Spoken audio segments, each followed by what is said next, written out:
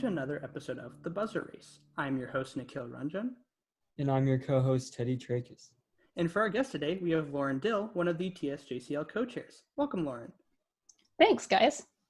Yeah, so could you kind of just give us a brief introduction about yourself and then tell us your favorite pastime or hobby? Yeah, so I'm Lauren Dill. I live in Austin, Texas, and teach at St. Andrew's Episcopal School, specifically high school. I have been teaching, this is my 13th year teaching Latin. Previously, I taught at our lower school campus, 5th and 6th graders, like baby Latin. But I've been teaching high school since 2015 at St. Andrew's. I also attended St. Andrew's, so I have a long history there. And that's where I got my start playing Kurtamen. And now, of course, as a teacher and a JCL sponsor, I coach Kurtamen. So what else about me? I started going to JCL conventions in 1999, I think, 7th grade. Went to my first nationals in 2000 at University of Oklahoma. And I think this past summer, the virtual convention for NJCL was my 19th. Okay. So yeah. So yeah, you'll get the silver bowl next year then, right? I guess if you go. I guess so. Yeah. I think that's the plan. Yeah. Okay, yeah, that's pretty neat, especially having a long history with the same school. I don't think many people can say that about themselves. So that's neat to hear that, you came back to teach. And so you mentioned, 1999, Oklahoma University, I think you said, was your first nationals. 2000. I think I went to Austin area convention in 99. And then 2000 was my first, because we weren't allowed as 7th graders to go to the national convention at our school. That was the rule. So then it was the summer after 8th grade. Okay. So you mentioned that, but I was curious, could you kind of explain how you got into Latin and taking it? Yeah, it's so used to be the case at our school. As I mentioned, I taught 5th and 6th grade Latin, and it was a compulsory course. They even when I started teaching, and then my experience as a student, we were taking Latin and Spanish, almost back to back or on alternating days. And basically so that the students, the 5th graders and 6th graders, could have an introduction to Latin, and then we would choose in 7th grade which of those two languages we wanted to continue taking, and it meant that we had to not take the other one as part of our schedule.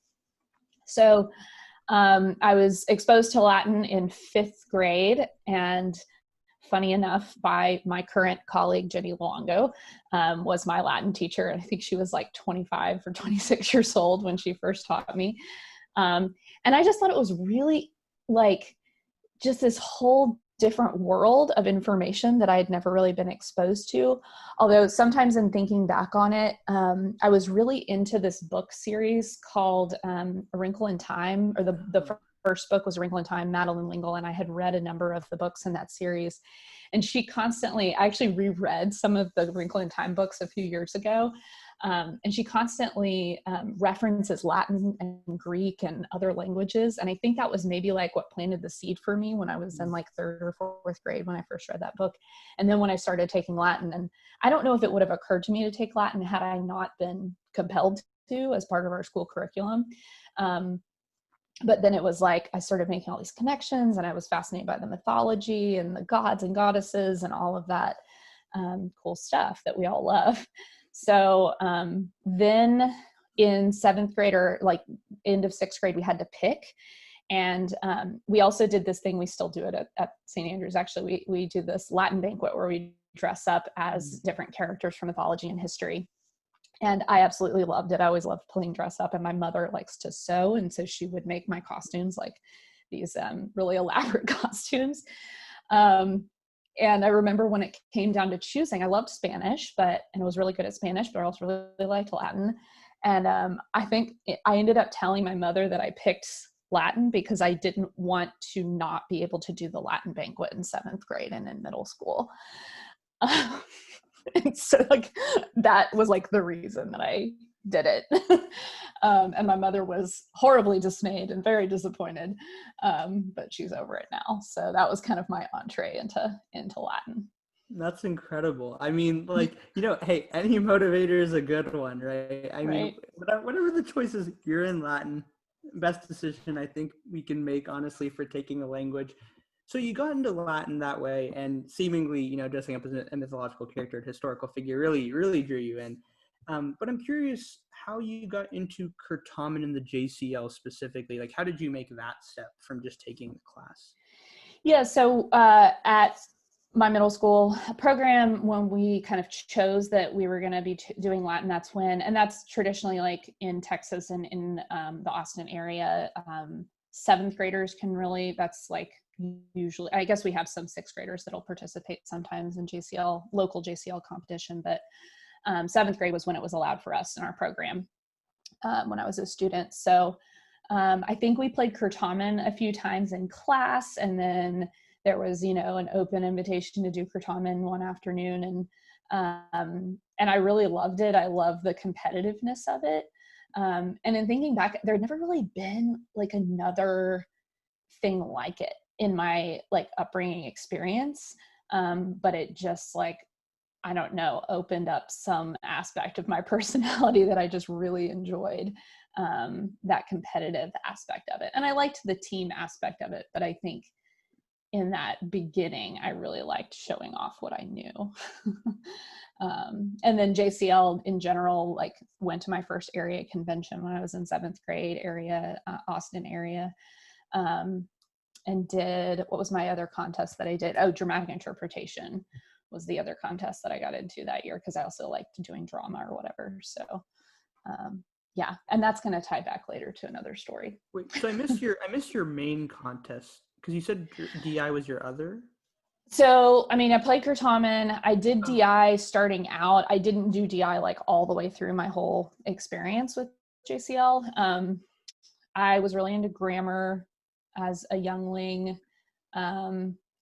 Because like novice level, like the history is pretty straightforward. And even back then, I think the questions were a lot easier. Sometimes when I look back at questions from the late 90s, like the novice questions are so crazy easy. So, I mean, I was kind of all around. We had some good teammates, but like I was answering questions like about lots of different categories, as you do when you're a novice and have good recall. Yeah, that's for sure. So you mentioned you went to your first area in seventh grade, and I was curious, could you talk to me a bit more about what was the local scene like in Austin at that time? I mean, honestly, I don't have a lot of really strong memories about like from middle school about like the Austin scene. My knowledge of that is a lot stronger as from like the teacher standpoint. So maybe if you interview Miss Longo, you'll get more information about, the late 90s in Austin JCL scene. I remember like going to some of the bigger high schools in the area. And so it was often an interesting like exchange between public and private schools, because there were big public schools that were involved. And this is still the case in the Austin area, although some of the schools have changed, like who's offering Latin and who's doing JCL since way back then. But it was an interesting exchange, because we got to like, private school kids got to like commingle with, public school kids in a setting that you like otherwise might not be available, right? And I think that's true overall in the JCL. It's not just in the Austin area, but it's definitely true in the Austin area as well. So did you also have like the local meets, like where you had like, various high schools hosting throughout the year, building up to area with like some form of a syllabus? Because that's like a pretty standard Texas thing as far as I'm aware of. Yeah, I don't remember it very succinctly from when I was in middle school. Definitely like in high school, I remember going to a few different like area wide meets. Like there was one that like St. Andrews has hosted forever, that we used to co-host with another school, but now we kind of do it on our own because that other school's kind of stopped doing a lot of JCL stuff. But yeah, like I remember going to like LBJ High School, which like their program's now based out of LASA, Liberal Arts and Sciences Academy. But Pflugerville, I remember area convention was at Pflugerville High School one time, which they don't do Latin anymore, don't have a JCL program. So yeah, I remember like some of the local meets. It was usually like maybe 2 before area at the most. Yeah. Okay. Okay, yeah. I was just curious because I mean, like, I don't know, like, I mean, I'm a little bit involved in the Austin scene, I guess now, but know nothing about it really. Yeah. So yeah, so you partook in these various competitions at the local level, and that's usually where obviously people start. And I was curious, what kind of kept you in Kurtamen over the years? So you mentioned beginning where, was kind of like, okay, I can show you and I know, but like, what kind of kept you in as you went along? Well, I didn't stay in Kurtamen my entire, like, consistently all the way through high school.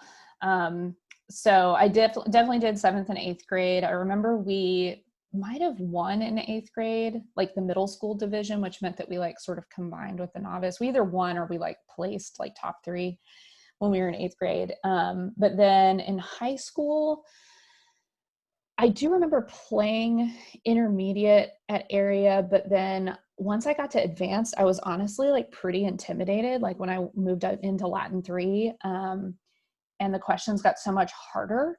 I remember practicing with the team, but we had some really great players at the advanced level at St. Andrews who were 2 years older than me. And they competed at the area, and I think also at state level for definitely at area, but then I think they also moved into state. I don't think they won, but they may have placed that year. But I was just sort of like, backup, like, practice fodder basically. Like I wasn't like part of the team in my level 3 or my sophomore year. But I remember practicing with them and stuff and like really looking up to them and being, in awe of them. My junior year is when I took a break. I did a lot of like other things at school, like choir and theater. And by my junior year, I was kind of feeling like burned out generally. I still loved Latin, but it was just like something had to give. And so I took a break from Kurtamen my junior year, I remember, so that I would not totally burn out on Latin. But then I came back my senior year to it, which was a really good experience. I would say overall, it was usually like my teacher, who was very inspiring, still is, and the competition for sure. I always still liked really beating people, and so like when I wasn't feeling super strong and confident about it, that's kind of when I was like, maybe we'll let this be on the back burner for a little while. Yeah, so you mentioned you came back your senior year, which I believe is 2004. Yeah, 2003, 2004. Yeah, so we can just kind of jump right in from there. I mean, it works just fine. And I think like the break is a good thing to do. I think it is just productive in general, because I think a lot of times, like I experienced it myself, you get so invested for a while that you eventually are like, I need to step back for like some time. Like it feels too much. But I mean, you came back. So 2004, you were a part of the TSJCL and NJCL winning advanced Kurtamen team, which is a pretty impressive feat in my opinion. I'm sure many would. I'd be more confused if people disagreed. And I'm curious if you could just kind of like walk us through what that was like winning. So you've come back in your senior year, you win state, and you go to nationals and you just win that too, not a big deal or anything. Like, what was that like? Who were the people you were with at the time? And just what was it as an experience? So when I think back to that year, I really remember my teammates, a few of whom I'm still very good friends with. And I remember, so a couple of the players on that team that I was part of had played, I'm trying to remember, I want to make sure I get this right, had played, I think, at the intermediate level at nationals a couple years before. And so they were still like chasing that national championship dream, right? And so I, was classmates with one of them. The other one was in the low level, like below us as a junior, and then the other one was a senior, like these two guys. And then the fourth member, the main fourth member of the team, was also in the level below us, like a junior in Latin 4, and we were in myself and the other guy were in Latin 5. So, I joined back in. I can't totally remember.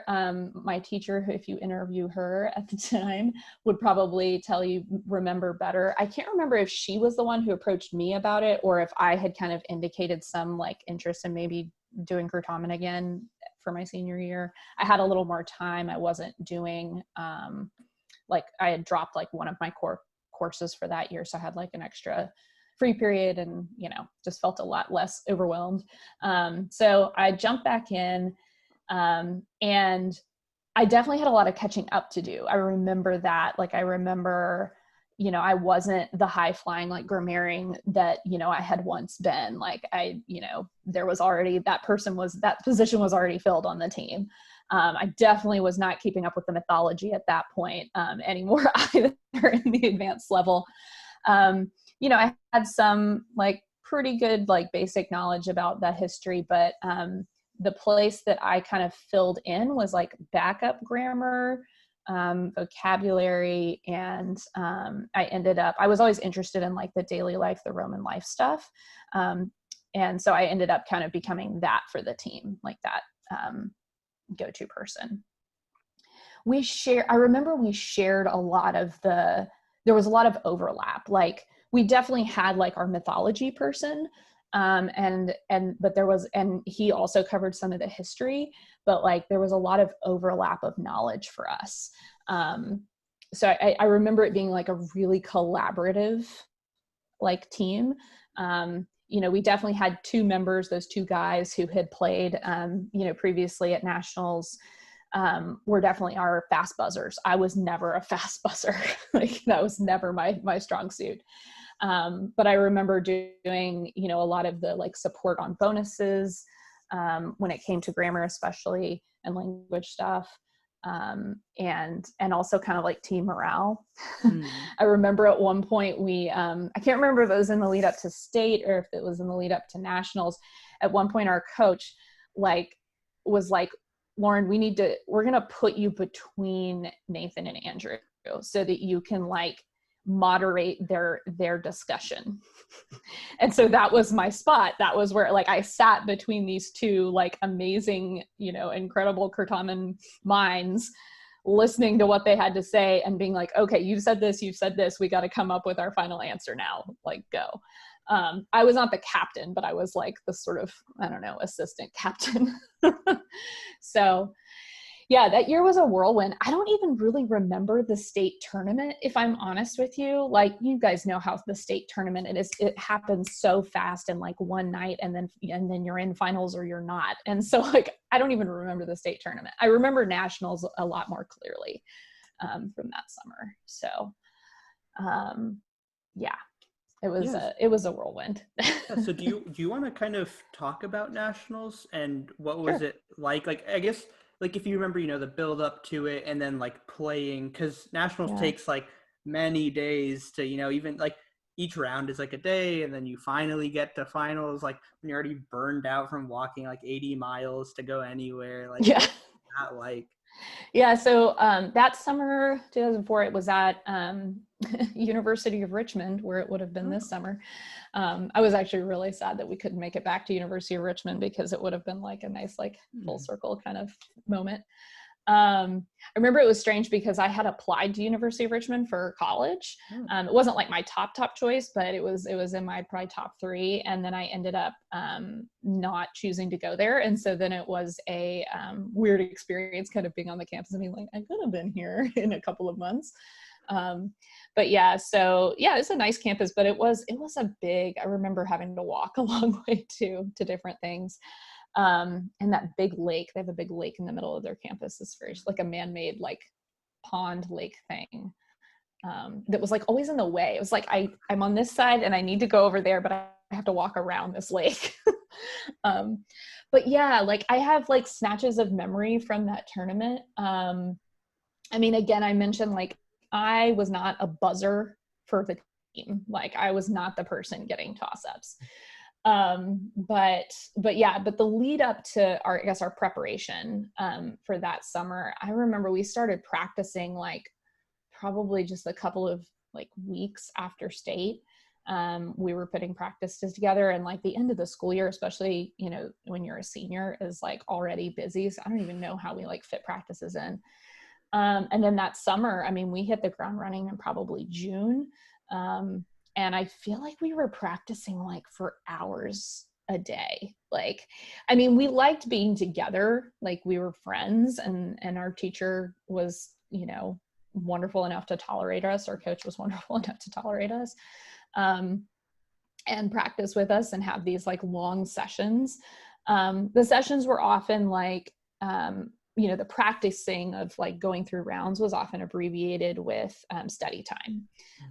And we actually like still coach that way at St. Andrews when we're prepping for a big, like when we have a team that's like willing to put in all that time, like we make time for studying during the longer practices.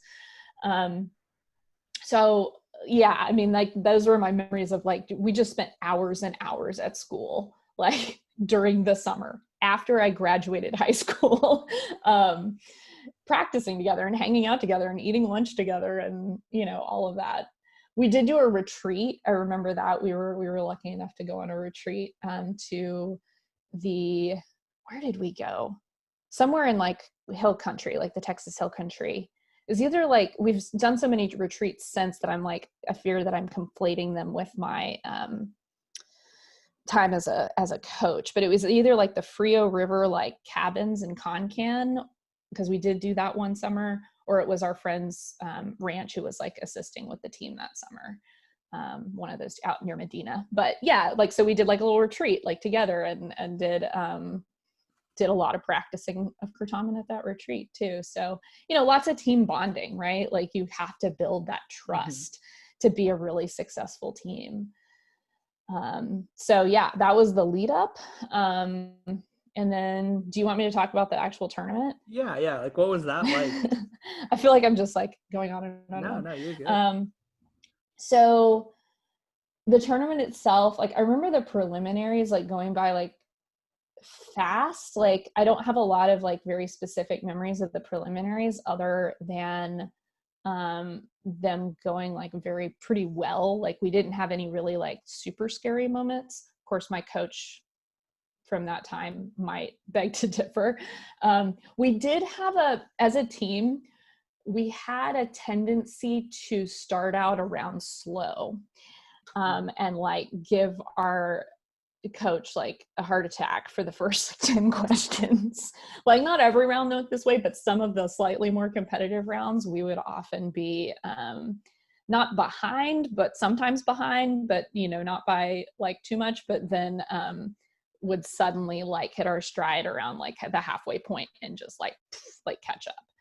So yeah, I remember we had that tendency as a team, and our coach like at the end of every round would just be like, would you guys like start winning earlier and stop giving me a heart attack?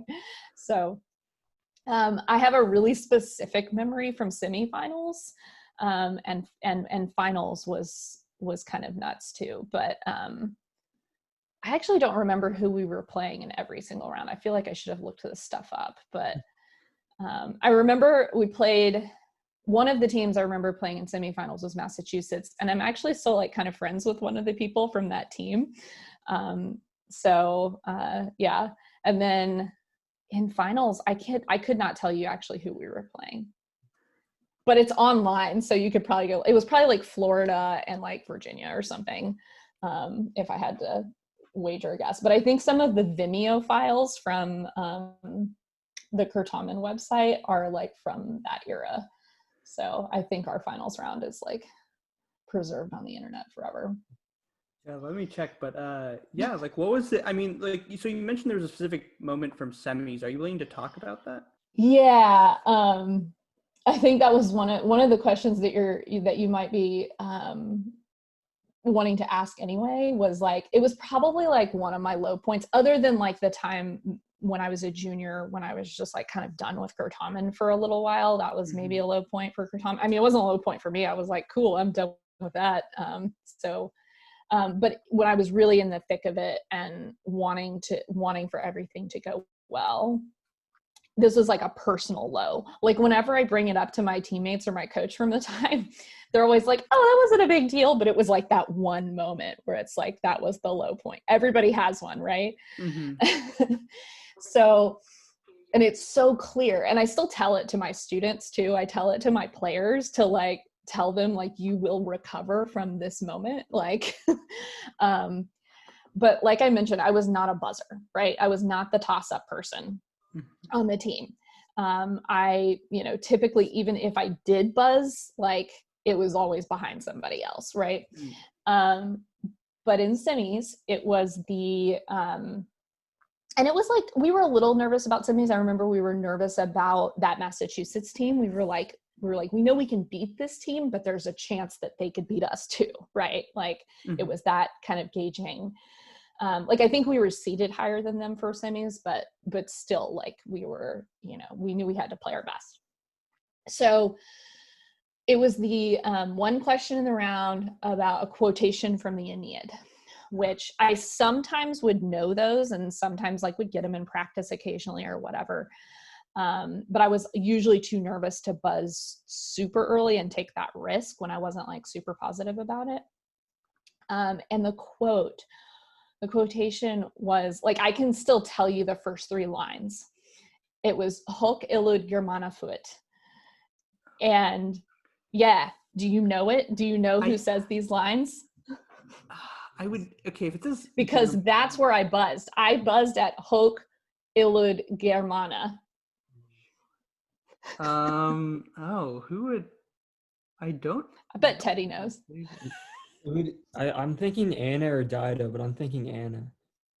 Yeah, you're right. It's Anna. Okay. So that makes sense. Yeah. I'll tell you why I buzzed then, because I knew the passage. I knew exactly where it was. I knew exactly who was saying it.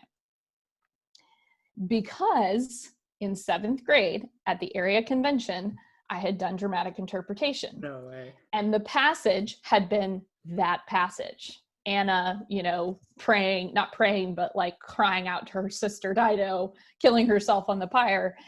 And I remember buzzing, and I was like in like shell shock, right?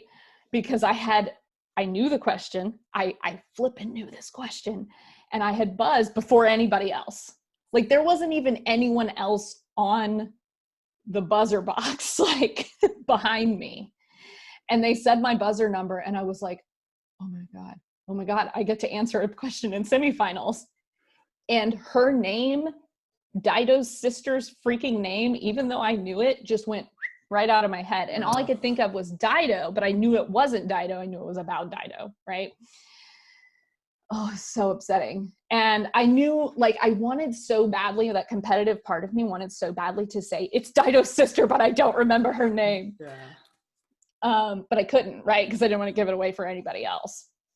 So I just was like, I don't know. Like, I couldn't remember her name. It was awful. It was like the lowest low for sure for me. But yeah.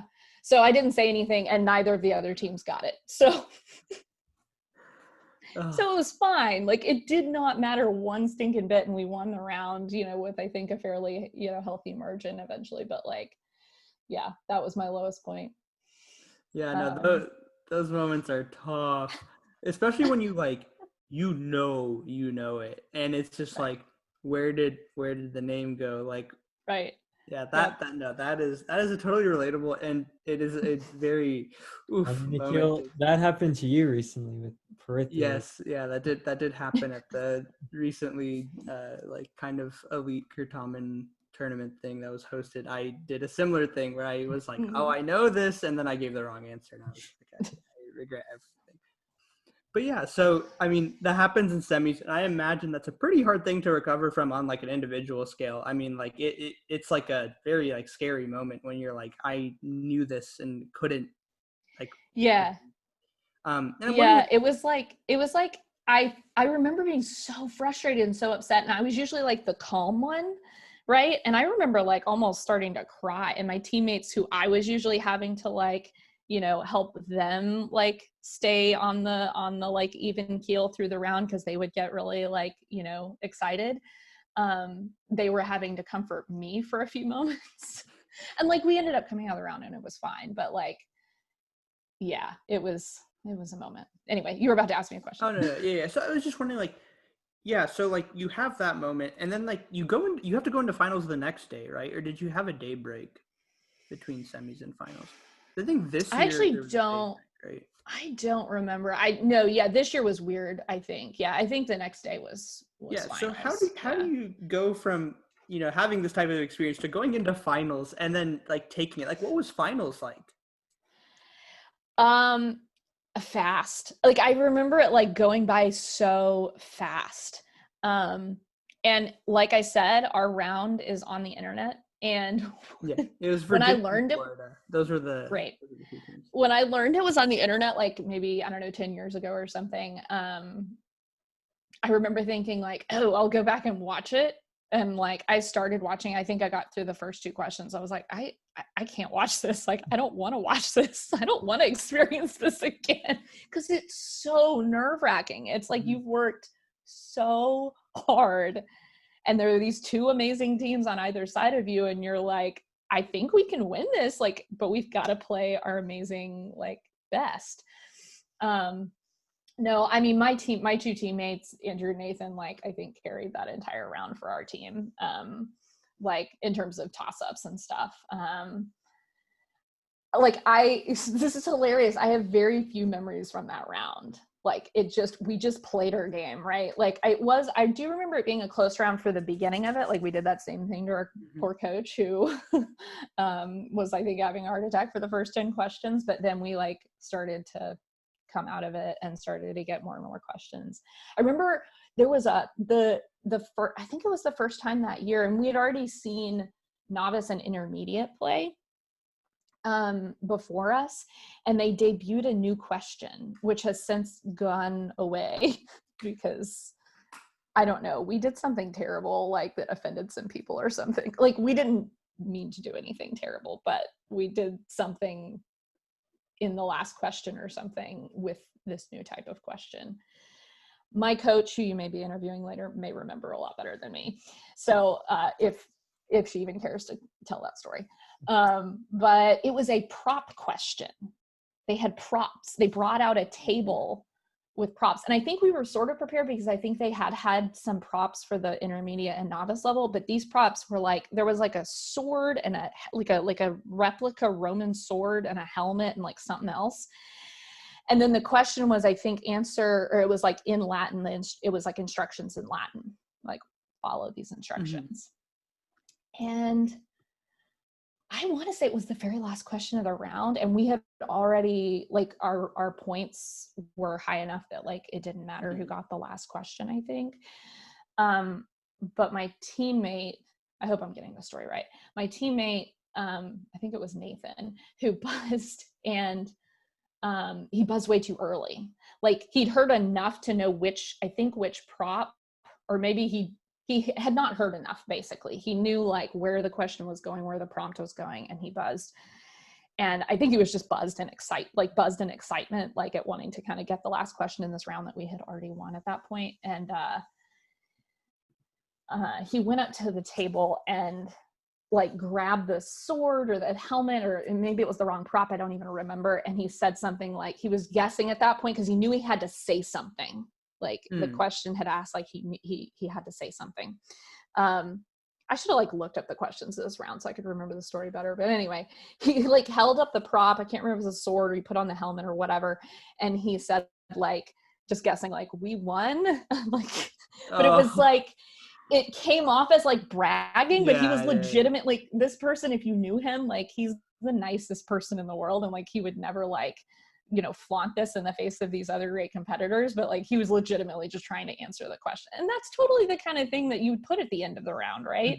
So anyway, apparently we offended a lot of people with that.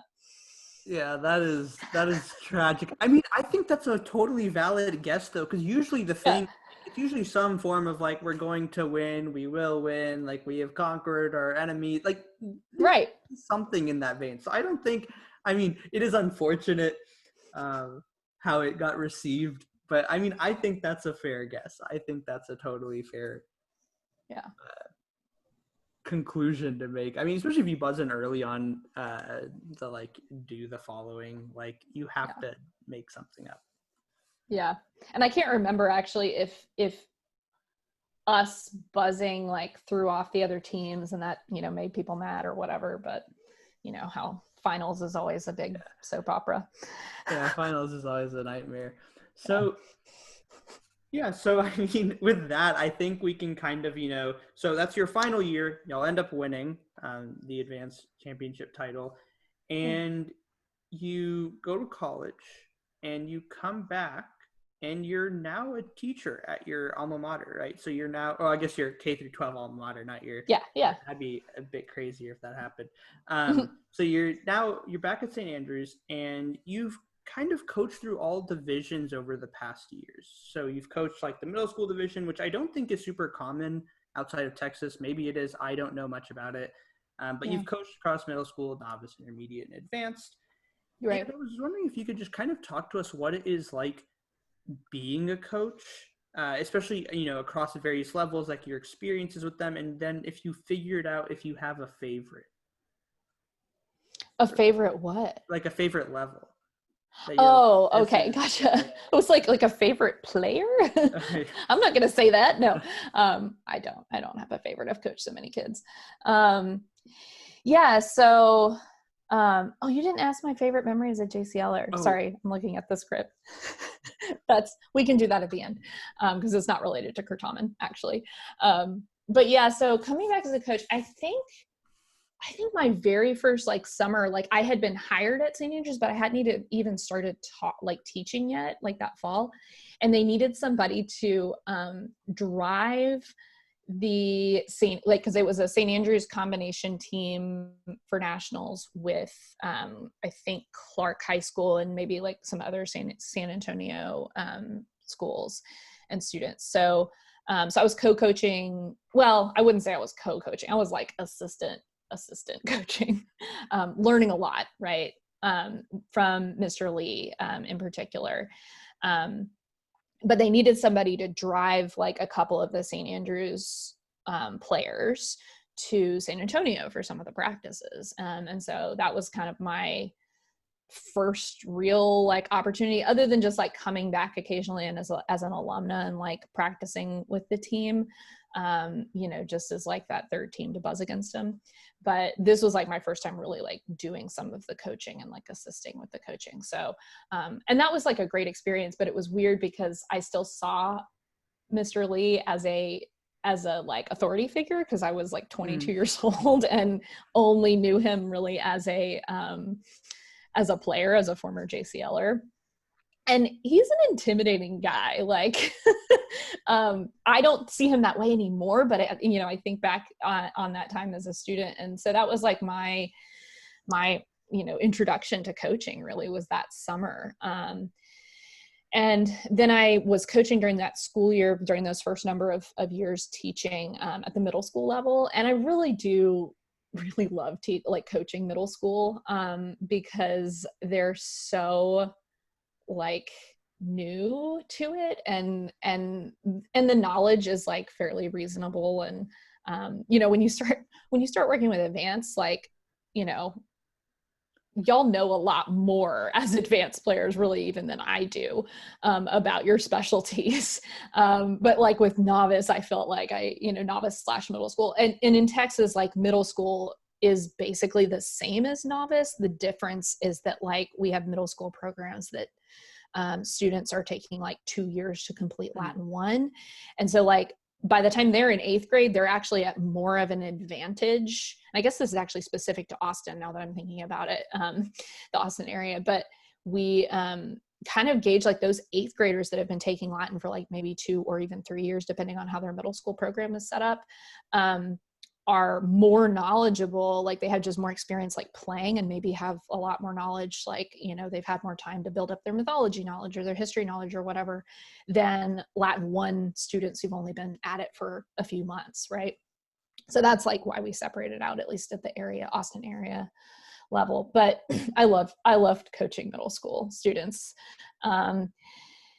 Intermediate, I remember as a student, it being a really hard transition year because all of a sudden there's like so much more knowledge that you're expected to have. And for some, you know, they've only had 1 year, maybe 2 to build that up. So I remember it being kind of like a big jump as a player. And so I'm like sensitive to that when and intermediate's like the main thing that I coach now, because I now teach all the Latin 2 classes at St. Andrews. So I'm the coach for intermediate. But I've assisted with the advanced team, like I did this past summer, and I have many other summers in the past. I've never had an intermediate team that I've coached make it past state.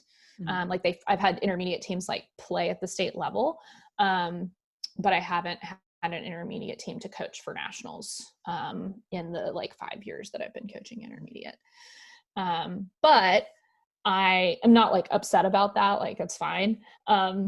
Because I've seen intermediate students that I coached as intermediate players then go up to the advanced level and do really well and play at nationals. Like actually one of my former players at the middle school and intermediate level was on the team for Texas at nationals this summer. So for advanced, yeah. I can't say I have a favorite, but intermediate's hard to coach. Middle school is easy to coach and fun. Like intermediate can be fun too, but the kids have to put in a lot more work, I think, with intermediate, which is hard to ask like 9th and 10th graders to do sometimes. Yeah, intermediate is a really weird transition from novice. Yeah. I think it still has some unclear grounds of how the transition's even supposed to work, honestly. So, I mean, it's understandable. I think it's like, intermediate's a weird year, I think, for most people. I don't know many people who have been like, yeah, intermediate year was normal. It was fine. It was easy playing it. Like, I feel like everyone's like, this was a weird year to play. Just because I think that's just intermediate's, like, state. But so, go ahead. Oh, well, I was just thinking, like, it's interesting to hear somebody else say that and feel that, because I've definitely heard that from other people too. I've sometimes had this thought of like, what if, because like I also think about that transition from intermediate level from Latin 2 to Latin 3, and all of a sudden, wham, you're in advanced, right? And I do realize that like some students, like they start, you know, depending on when they started Latin and started playing Curtamen, that like advanced is, you know, their junior and senior year, but like that's not necessarily the case for everybody. And so sometimes I've thought like it would be cool to maybe try like intermediate being Latin 2 and 3, and then advanced like Latin 4 and up. But I don't know. That might just be like crazy. That could be interesting. I mean, I think there's a fair amount of discussion on like, I mean, I've talked about this before with other people about like this issue in advance where you have like, I mean, or even I think I had a different issue with novice, but you also have this issue in advance of like, you come in with like such a big step you have to first make, especially as a Latin 2 to 3. Like, especially, this is more really a grammarian thing than anyone else, is like you have to make this massive step up in knowledge base. And then if you're just playing a bunch of people who have been playing for like 2 to 3 years, it's like, how are you feasibly supposed to catch up into a competitive level in time? Or at least like you can't, I mean, you can, it's not like you can't, it's just such an absurd amount you have to put in. Right. Yeah. So you mentioned that you kind of were involved with the coaching of the 2010 NJCL advanced team, which ended up winning that year. And I was wondering, could you kind of tell us what it's like to prep a, like, you know, a national winning team? Like, how do you, like, from a coach's perspective, how do you like kind of do that? Yeah, I mean, I can't take much credit for that team. I mean, they were incredibly self-motivated. Like they had decided they really wanted to win. I think a couple of them had played at the national level the previous summer in combination with some other kids from San Antonio. But that team in 2010 was mostly comprised of St. Andrews students, I believe. And so they were like, it was kind of like a similar experience to like some of my teammates in 2004, where they were just like, they were really hungry for that win. And so like they'd gotten real close. Like I think they didn't make it out of semifinals the year before, but like they had gotten really close, and they were like, we're going to do this summer. And so it was a similar thing where we had long practices. And again, I can't take a lot of credit either, because I was not the main coach. Again, that was my colleague, Jenny. And so, yeah, I mean, they were extremely motivated. It was honestly like hard to keep up with, like as a young teacher and coach, it was hard to keep up with their practice schedule, with like their extreme hunger for that win. And they worked really, really hard. And they were a little bit more of I remember a compartmentalized team, but like in terms of their categories, but like they trusted each other to get those questions when they could. We had 2 really good language kids on that team that worked that collaborated really well together when they needed to, but then they also had their very unique like specialties that they would answer like those questions, and those questions alone. There wasn't a lot of like crossover on like the different language topics between them. Like they would collaborate on bonus questions, but then it was like this kid was always getting the passage, this kid was always the derivatives, you know. They were very compartmentalized, very different from the team that I had played on in 2004. And it was all boys. I remember that, like you know, gender dynamics in Kurtaman is a whole other like conversation. But it was, yeah. And they were all like very, you know, like they were competitive, but they weren't like rude about it. Like they were just very, like they were really great kids. And they just worked their butts off, you know.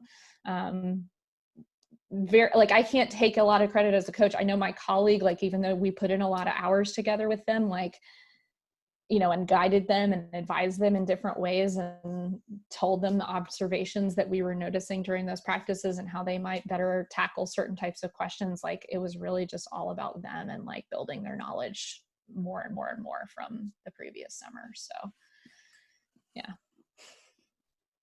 Yeah, no, that's like, I mean, it's interesting to hear, because you know sometimes like certain coaches and setups will be like oh, it was a mix of like, you know, we offer our stuff, like, you know, okay, yeah, we did this, we suggested this kind of thing, but like to hear, you know, like it's really just an individual like motivation from the students, and it's really cool to hear.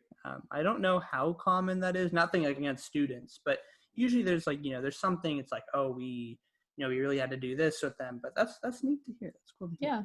Yeah. A lot of times I think like when you see that potential in a team or in an individual student who might be well supported by their teammates, like, and I've seen my colleague and one-time coach Jenny do this, where it's you've got to have that conversation with them about goal setting, right? Of like, what is our goal this school year, right? This Kurtaman season, like, you know, starting maybe even in like August or September or sometime in the fall, like what's our goal for like this upcoming tournament? Okay, what's our more long-term goal, like for preparing for area convention or state convention? And some teams are like, we just want to make it to area finals. Like that's our goal this year. We want to be in that top 3 at area.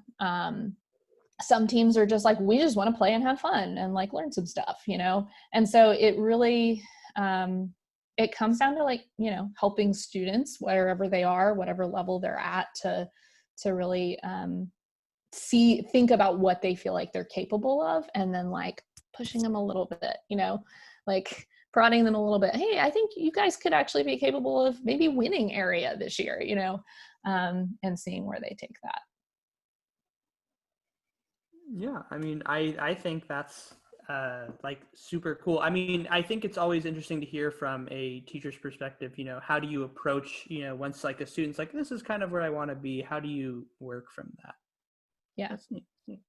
That's like education in a nutshell. That's good teaching in a nutshell, at least. That's what we try to do. So yeah, so in addition to, you know, being a coach at different levels and all in Texas, I know you've also been involved in like running the national convention tournament for the past few years, kind of like on an administrative side more than a coaching side. So could you like kind of walk us through what it means, like, what's involved in like helping run like the biggest tournament of the year, like what type of logistical issues there are that you have to kind of work through, and how, kind of the experience of it all. Yeah. Well, I may be about to like name drop. I don't intend to be, but I also like want to give credit to these people for bringing me in. Like I think the first, so some of my years at nationals as a sponsor, as a young sponsor, I like wasn't involved in Kurtamen at all. Like, I'd go watch sometimes, but then I started scorekeeping and, doing that stuff. And then, I think is the year, I think we were at Wake Forest or something. I don't know. They all start to blend together when you're almost at 20, but,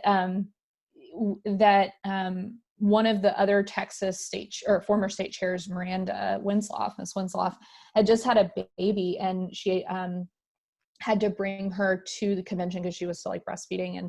And so because she was going to be like, pushing this baby around in a stroller and everything, she had already been like the Kurtamen like tournament coordinator with Tom Reed, who was the Kurtamen chair at the time. And she was just like, I just need assistance. I need somebody that like, I know that I can like trust and like, but be like more mobile than me with this baby. And so she asked me to do it. And that was, great. Like she and I became really close friends. That was actually before I was a state chair.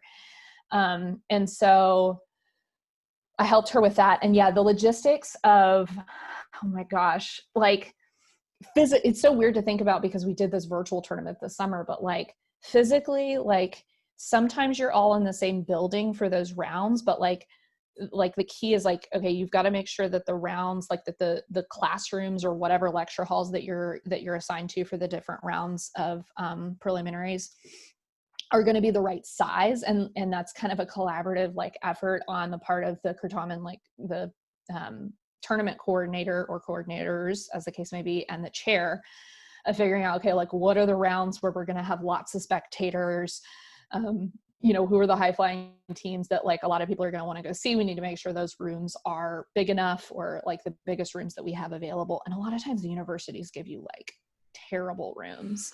Sometimes they're the rooms where like the chairs and the desks are all stuck to the floor, and you've got to figure out, okay, how are we going to set up this room? Like the first night of like on the campus, on the university campus where the convention is, I remember many years Miss Winsloff and I going through each room and being like, this room is crap, like we can't even use this room, and like going back to Mr. Reed or Mr. Lee when he was Kurtamen chair after that, and telling them like we need different rooms. And we would do our best, but then trying to figure out those rooms and set them up like in some kind of Kurtamen formation. And then it was all about, when those rounds were about to start, you've got the moderators in the rooms and you've got the scorekeepers, but then you've got somebody or a couple of somebodies running around to each room, sometimes texting. I will say like cell phones have gotten better, but like I remember on our first, and it still depends though, but like on our that first couple of years that I was doing the Kurtamen coordinating, sometimes we'd be in buildings where like, the cell phone, like the walls are so thick that the cell phone reception doesn't work. And so like you're trying to text and the texts aren't going through. And so I remember a few years, like literally running up and down flights of stairs, like running from room to room, trying to figure out which rooms were ready. And then so that they could all start at the same time. So that's some of the fun and the chaos, which I am like now way too old for. It's always good to have like somebody in their 20s who's, really in shape and likes to run around to do that job. But yeah. And then a couple years ago, I guess when Jenny became Kurtamen chair, she was looking for kind of some new blood for Kurtamen moderators. And she asked if I would be willing to moderate. And I was like, yes, but pair me with somebody who really knows what they're doing. So that's how then I ultimately got on the moderating staff as well. Yeah. It seems pretty crazy. All the like, I think as players, it's kind of hard to appreciate some of the stuff like that, because we don't really see it, kind of the behind the scenes aspect. But yeah. So another thing is like, so kind of blending these two topics is like, you have to balance the role of being a coach and like an administrator and moderator. Like I know for us this year as a coach, like you had to kind of recuse yourself once you had seen the question. So like, can you kind of talk a little bit about how that balancing act kind of goes?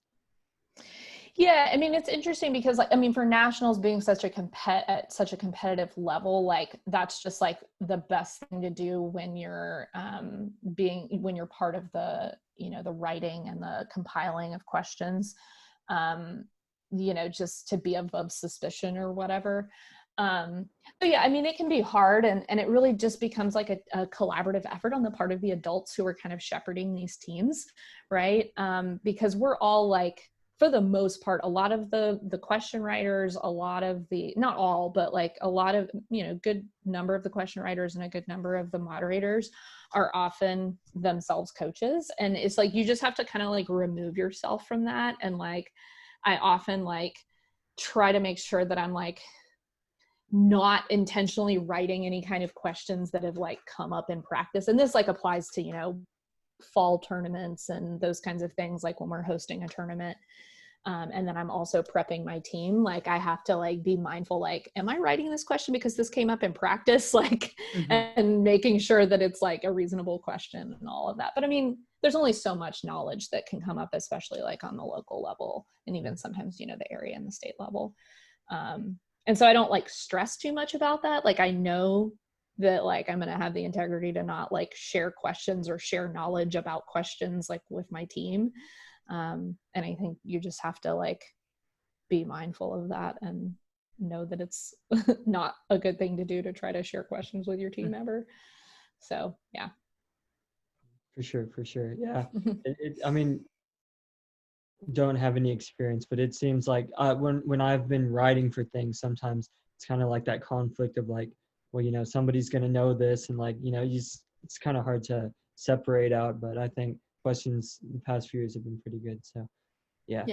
And then, so another kind of on a more like fun note is, so I see here you were one of the first winners of the World Series of Kurtamen at the national level. So, and you know, for anybody who doesn't know, that's more competition for adults and like former players. It's more of like a fun than just like, you know, competition. So could you kind of talk about like that year in particular, and then just kind of in general more about like the role of like what adults should be able to do in Kurtamen in like more in terms of like fun kind of stuff like that? Yeah. Well, I kind of got roped in. I mean, I was excited about World Series because I think I'd heard about it the year before and hadn't been involved, and got kind of roped into it by one of my former 2004 champion teammates and my colleague / former coach, Jenny, and Mr. Lee. So it was the four of us on this team. And I want to say we were coaching a team that year. Oh, it actually might have been the year before I think it was like 2009, maybe. Does that sound right for when WSOC started? Like maybe in 2008? That sounds right. Because 2009 Yeah. was Tennessee. Because Chris Sloan put it together, right? And I think it took place coincidentally also in like, I want to say like Ohio or Tennessee or something like that. Yeah, I think we were the second, like the year that I played with SOC the first time was the second year I think that it had existed at nationals. And I actually, that might have just been like my first summer or second summer back after college, like and now being like a teacher and a sponsor. So yeah, so anyway, I was like roped into it, and it was like so funny because Mr. Lee is crazy competitive. And y'all know this. And so is my, like, I mean, we all are, right? So, I mean, that's why we do this. So it was a little bit unhealthy, and it all happens in that one night. And it's like the last night of nationals, and we're all sleep deprived, and it's just like hilarious how competitive these adults get. It's like, everyone chill, please. But I mean, it was fun. Like, I mean, pretty much Mr. Lee and Andrew like carried the team, and Jenny and I were like, you know, maybe got a few buzzes in and we're like back up. But yeah, I remember the cane, the Susan Shearer like honorary cane trophy that then, because we were the Cornualanga, being from Austin, we were the Longhorns, was like the team name that we picked. It was so dumb. Like the team names have gotten a lot funnier and better since then. But I added like I went down to the UT co-op and grabbed this like headband thing that had like these plastic longhorns on it, and that's what we added to the cane when we like that summer when we won. We like somehow like attached them to the handles of the cane, which I don't even think that's still the trophy anymore, but I think it got changed. Yeah. Yeah. it was getting too clustered, I think, with getting too many things added to it. But yeah, and I've gone back and forth almost like some years I've participated since then, some years, like a couple years I moderated, and that's actually, it's really fun to moderate, especially in person, because like people come in and they're just like so like excited, and then other teams are just like ready to make jokes, and it's fun to kind of like mess with people because it's all adults, so it's not like I'm messing with students, right? Like Wasak, it's fun. No, World Series is an interesting time. I mean, I took part in the like I guess the online one. That was an experience for sure. Very, when you come from like a very competitive Kurtaman mind space, and then you come into World Series and you're like, what is happening? What are these questions? Is it really just this? Like that type of experience. It's fun though. It's a lot of fun. Yeah, it kind of makes you question like, why am I doing this? Like, and you have to like remind yourself, wait, this is supposed to be fun. Like, like relax. World Series is an experience for sure. Yeah. So you've mentioned, you've taken part in World Series, you've done coaching, you've done the administrative, like you've been through pretty much all the walks of like Kurtaman, I would say. Like you've more or less been involved in, I think, like every kind of aspect you could be involved. And possibly, yeah. And I mean, barring maybe helping with other states, which I don't know if you have done, but if you have, even then that has kind of gone by. But I'm curious, like, are there like any certain, views on the scene you've gained from, being involved in so many different things? You're like, certain question formats you dislike, certain styles you would like to see implemented. Like, are there any like changes you would like to personally see occur, or you think that have happened that are good? Like, just kind of like, what are your thoughts? Well, and I definitely feel like I have had a lot of these conversations now more recently, more than ever, because I'm colleagues and friends with the National Kurtaman Chair now.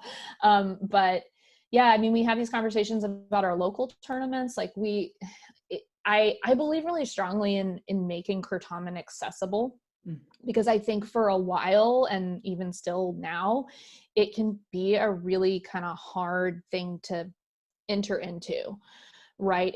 Unless you know somebody, or unless your coach is like well established in it and knows what they're doing. Like, new teachers and new coaches, I think, are sometimes really intimidated by it. New students can be obviously intimidated unless they have a coach that is like ready to guide them through that initial fear and trepidation. And so it can be like I feel like it can be a kind of a really elitist kind of event, which can feel really good for those of us who are part of it and have seen success and felt success in it, but can feel really exclusionary for people who aren't part of it, right? And so I'm excited about ways that we're making it less exclusionary and more inclusive. That, like at our local level with like the tournament that we host every, fall, usually sometime between October and December. A few years back, we started trying to make the questions, like, especially in the novice level, like thinking about like, are we making these questions way too hard? Like, this is the first or second tournament of the school year. Like, we have to think about like, not even just on the novice level, but like at the advanced level, think about those teams and those students who might be new to Kurtaman, like even at the advanced level, they're in Latin 3, but they've got a new teacher who wants to try Kurtaman, or their teachers decided like, yeah, we can play Kurtaman even though I've never done it before. And like trying to make sure that like there are reasonably gettable questions for that team or teams who just don't have like that experience yet, right? That background. We always kind of go into question editing and question writing for those tournaments, especially, but even sometimes the advanced or the area tournament as well, thinking like, okay, we have a round of 3 inexperienced, like we have, this room with 3 kind of inexperienced teams. Like, which of these questions are they legitimately going to be able to really answer? right? Mm-hmm. Or writing those questions like in a scaffolded way where maybe it's really hard at the beginning and it's got that really, very specific, more advanced, knowledge that only a few handful of mythology kids are going to get, but then you kind of like add more clues. Mm-hmm.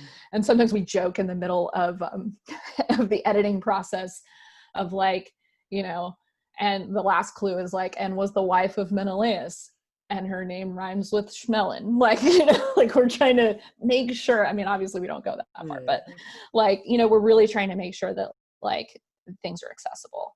And on that like same note, making sure that girls and women see themselves like represented in Kurtamen, because it's hard sometimes as a Latin student, as a female, or somebody who identifies as female, to like see yourself represented in Roman history, right? You really sometimes got to dig deep, into the history to learn about how things were for women. And a lot of times it's pretty dark, right?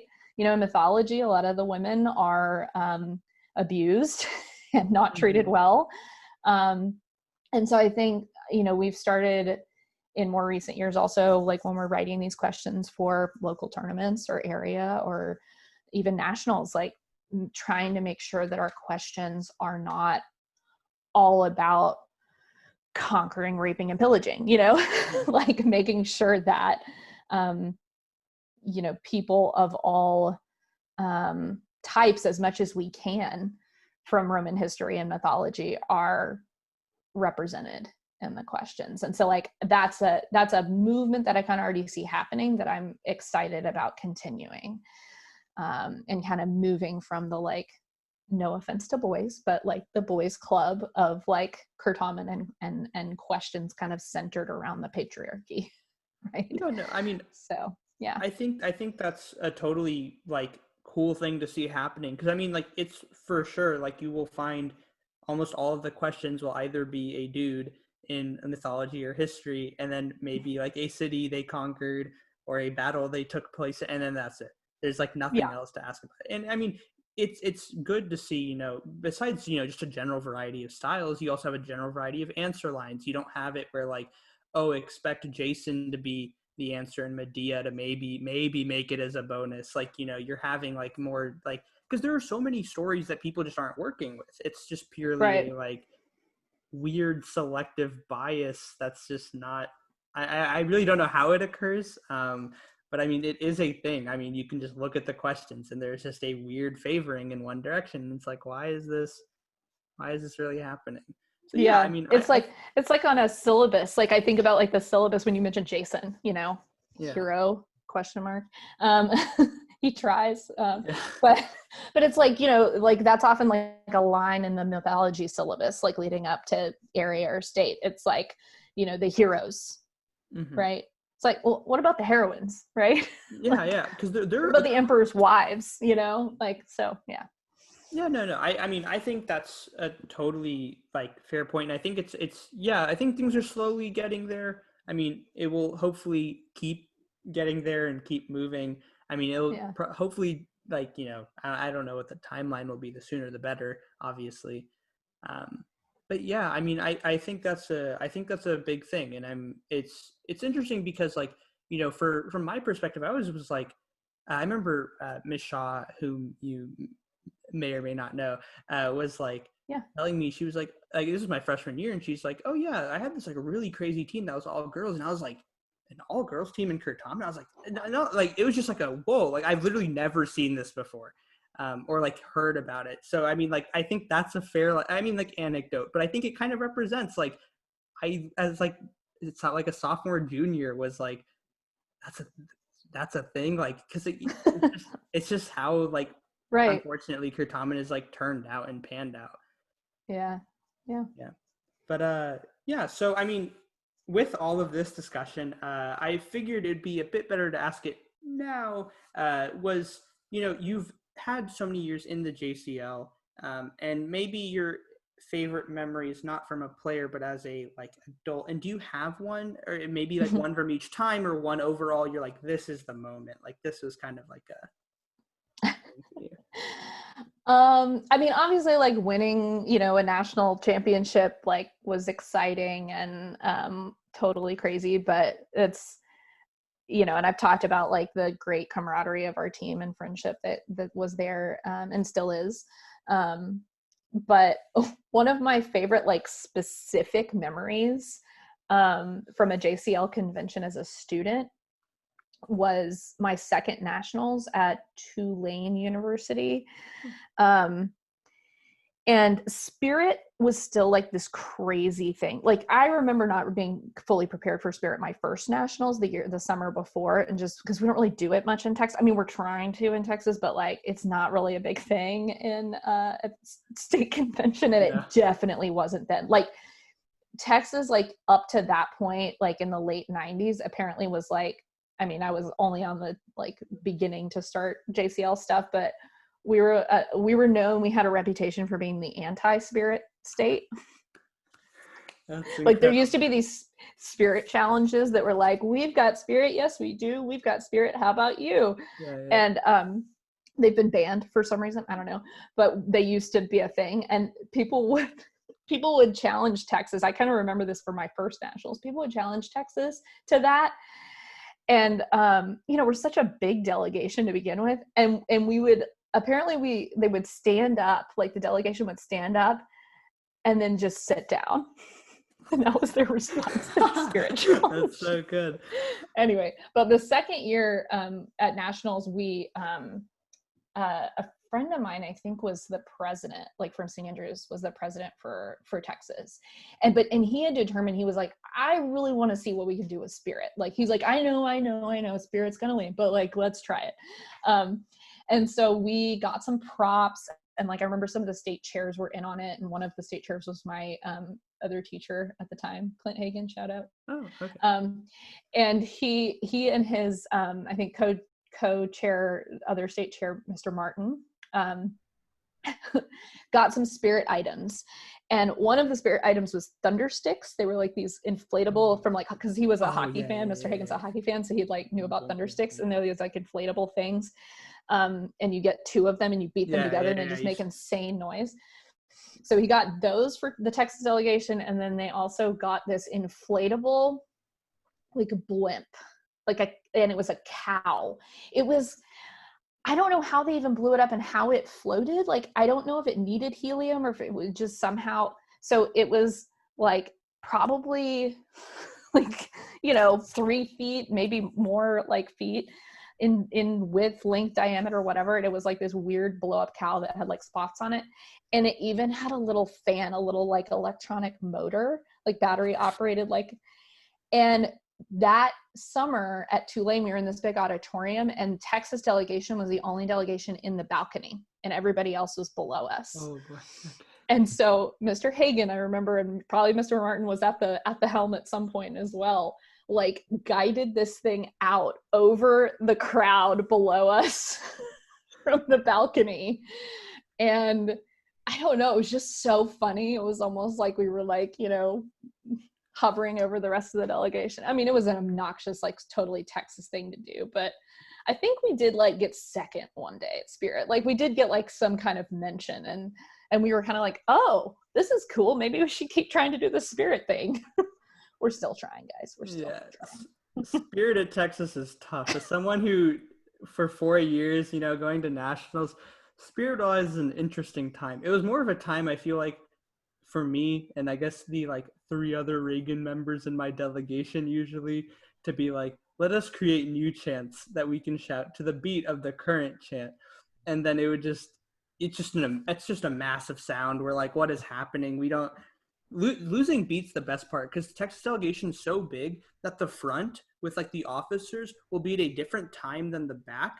And if you can hear the front well enough, you're just behind them by like a solid sentence. And it's just the greatest thing. I think that's what really is the mark of Texas Spirit in the end. Yeah. We've gotten better. We have gotten better. Yeah. I mean, and like, I don't really have a very specific memory from being an adult at JCL. Like I've got, so many, like, I think just overall, I I think going into it as a young sponsor, I remember thinking like, oh, like being a teacher at nationals isn't going to be any fun. Like nationals is so fun as a JCLer. It's real fun for the adults too, actually. You know, even though like we're not like partying, you know, having like, there's nothing that exciting that goes on in the hospitality lounge. Like there's no beer or wine in the hospitality lounge, you know. But just the camaraderie and the friendships that are made like across, you know, state lines. Like I feel like I have many more friends, colleagues whom I consider as friends, as an adult now than I ever did as a JCLer. Mm-hmm. I feel like I've gotten a lot more, honestly, out of being a sponsor in JCL, for example, than I did as a student. So yeah. Yeah, no, I mean that's really cool to hear, because like I think for some people it may be the opposite, where it's like, you know, oh, I had all these friends at JCL and then like, yeah, they all slowly kind of trickled away, and it's like then there were like 2 or something, and it's like the only people within your state. But it's cool to hear, you know, especially meeting people outside of the state. I think is one of the biggest things about it being the national convention and everything. Yeah. Well, and as a former JCLer, like you come back and, you know, you don't necessarily like have all the you don't have all those same people that you were friends with, mm-hmm. but you start to make new ones, and then you start to come across people who you're like, wait, we were in JCL at the same time. Like you're both teachers now, but like they're like, wait, we were in JCL at the same time. Like, wait, we played in the same like Kurtaman tournament against each other, and like, you know, that actually happened this summer with a couple of the moderators that were helping with the prep for the virtual tournament that I was like on a, you know, editing team with, and we kind of made that connection. We were like, oh yeah, we were all part of that like finals round, you know, either as spectators, like having played in the tournament before, and you know, so you make these connections in different ways with people. It's all about the people. No, that's really cool to hear, and I'm glad it happens. I think that's one of the best things about JCL. Yeah. So with that, I kind of want to ask if, you know, after like spending so much time with the JCL and having so much experience from it, is there any like advice that you would want to offer, whether it be as like a JCLer that you wish you had heard, or maybe as like a sponsor entering back in that you would wish you had gotten as something before you started? That's a great question. I think a lot of my positive memories of JCL stem from the fact that I didn't like pigeonhole myself into one like experience, because I didn't, you know, I played Kurtaman, but I wasn't like only doing Kurtaman, right? Like I tried a lot of different contests, like, and not just academic, like I tried costume contests and I tried some art contests, you know, and tried the performance contests, and, you know, and this doesn't just apply to in JCL, but state JCL as well. And I didn't always do the same contest every year. Like, I mean, I mentioned like how I did the dramatic interpretation, like passage in the 7th grade, and then came back to haunt me in semifinals. But I don't think I did dramatic interpretation much after middle school. Like I wanted to do other things. I wanted to try other contests and other academic contests that, you know, kind of limited, at least at the state level. And I mean, I even ran for office, like it was absolutely terrifying, but like I ran for office, for national office. I had not been a state officer. That was my big mistake. But there wasn't another like Texas, you know, person running for office that summer. And my teacher looked at me and was like, were you interested in running for national office? And I was like, yeah, that'd be cool. And didn't realize that like, if you haven't had a state office, you pretty much are not going to win, especially from Texas. Cause we always have that kind of like, target on our back from other states being like, oh no, not Texas. But that was a really, like, I think back on that summer running for office, and that was like an insane experience because it was like one that I'd never had at nationals. And so like I think one really fun way to experience JCL is like just to try new things, because there's so many different, aspects of conventions and events that you can get involved in. I think another really important thing is to be really open-minded. And this is like something that I like about other people. And this is something that like I struggled with as a student, of being like kind of hyper judgmental of other people and being like, I don't want to like hang out with them. But I kind of had to quit that, like, especially when I ran for office, I had to be like approachable and want to talk to people, even when I wasn't really wanting to talk to them. So, but I think, yeah, being open and like friendly to other people, even if they're from a different state, like that can be a really great experience at the national level, state level, people from other schools. Like that's the whole point of JCL, right? So yeah, and as a teacher, advice, I mean, I think similarly, like branch out and try judging new contests, try getting involved in different contests and volunteering for different aspects of the behind the scenes at convention, because you'll learn a lot about the contest. You'll be able to advise your students, you know, about the judging of particular contests that are judged. So I think just like, yeah, that like variety of experience is a really good way to experience positively at JCL. Yeah, no. I mean, I think that's great advice. That's definitely something I always think about, or I guess not always. I'm not really constantly thinking about, oh, what should I have done more at JCL? But like that is something I've considered every now and then, where I'm like, it would have been nice to kind of, you know, try out other things also, especially when you like, you know, oh, you see your friend perform and that's entertainment. You're like, oh, that would have been so much fun. Or like you start meeting people from other states and you're like, I wish I had talked to these people when I was like at convention and in person. So yeah, I mean, that I think is a great place to like wrap everything up. I mean, you offered so many great insights, and it was really fun having you on, sharing your story. It was great to talk. Thanks so much for coming. Yeah, thank you guys so much. It was an honor to share my very, very long experience with JCL. It was a pleasure listening. All right, take care. Thanks, bye. Walete.